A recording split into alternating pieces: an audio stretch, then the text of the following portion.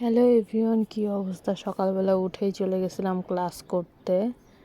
আজকে assignment submit করার date, তো তাড়াতাড়ি চলে গেলাম সকালবেলা উঠেই।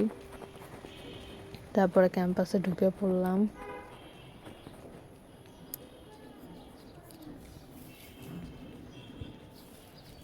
তিনতলা উঠতে উঠতে হাঁপায় গেছি, আবার উঠে যায় অ্যাসাইনমেন্টের ফার্স্ট পেজ লিখতে বসছি।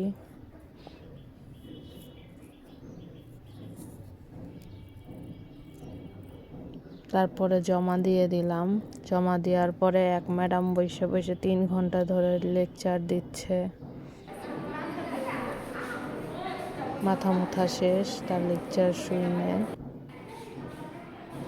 এরপরে 3 ঘন্টা এক ম্যাডামের ক্লাস করে বার হয়ে পড়লাম বাসায় চলে যাওয়ার উদ্দেশ্যে। বাসায় যে আবার 4:30টার দিকে বার হয়ে পড়ছি।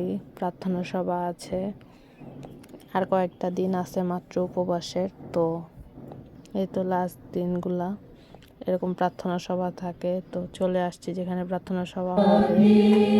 তারপরে 6টা পর্যন্ত প্রেয়ার মিটিং করবো এখানে। এরপরে আমাদেরকে খাবার দিছে, সেই খাবার নিয়ে বাসায় চলে যাচ্ছি, কারণ যে উপোস ভাঙতে হবে। পরে এই যে এগুলোই ছিল আজকের খাবারের বিকালের। Bye bye.